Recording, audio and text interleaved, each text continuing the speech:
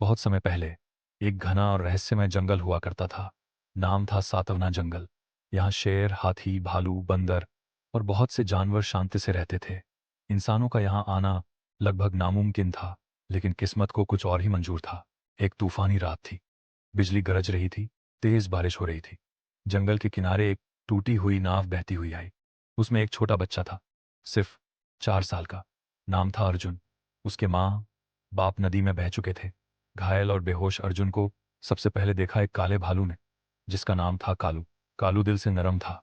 वो अर्जुन को अपनी गुफा में ले गया, उसे पत्तों से ढंका और जड़ी बूटियों से उसका इलाज किया। धीरे धीरे अर्जुन को होश आया।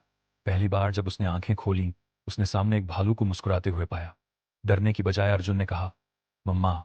कालू की आंखें नम हो गईं। उस दिन से अर्जुन का नया जीवन शुरू हुआ। जंगल का बच्चा अर्जुन अब जंगल का हिस्सा बन चुका था। बंदर चीकू से वो झूलना सीखा, हाथी गज्जू से पानी में खेलना और उल्लू बब्बा से जंगल की कहानियां सुनना। लेकिन उसका सबसे अच्छा दोस्त था कालू।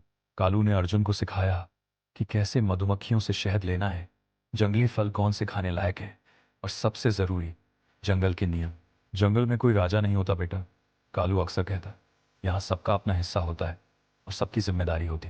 खतरा पास आ रहा था। एक दिन जंगल में एक अफवाह फैल गई, शिकारी आ रहे हैं।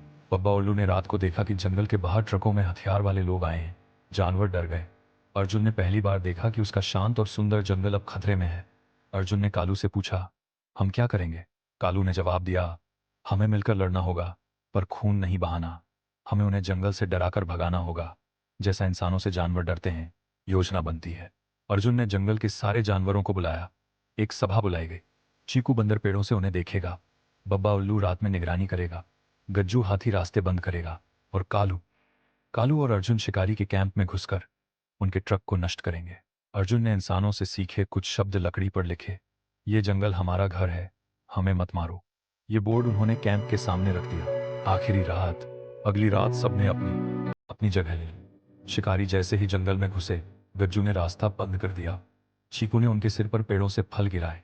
उल्लू ने आवाजें निकालकर डराया। अर्जुन और कालू ने उनके ट्रक की टायर काट डाले। शिकारी डर गए। उन्हें लगा कोई जंगल का भूत उन पर हमला कर रहा है। एक शिकारी चिल्लाया, ये क्या हो रहा है? यहाँ इंसान कैसे है? तभी उसने अर्जुन को देखा, एक बच्चे को, जो भालू के साथ जंगल में खड़ा था। निडर, क्या ये बच्चा जंगल में रह रहा है? क्या ये जिंदा भूत है? शिकारी डरकर भाग गए। वे कभी लौटकर नहीं आए। अर्जुन, जंगल का रक्षक। अब अर्जुन 10 साल का हो चुका था। जंगल ने उसे पाला था और अब वह जंगल की रक्षा करता था। सभी जानवर उसे प्यार करते थे और इंसान भी जंगल के बाहर उसकी कहानियां सुनते थे। एक दिन एक जंगल अधिकारी ने अर्जुन को देखा। उसने कहा, तुम इंसान हो, तुम्हें हमारे साथ चलना चाहिए। लेकिन अर्जुन ने मुस्कुराकर जवाब दिया, मैं इंसान जरूर हूं, पर मेरा दिल जंगल का है। ये मेरी दुनिया है और मैं इसे छोड़ नहीं सकता।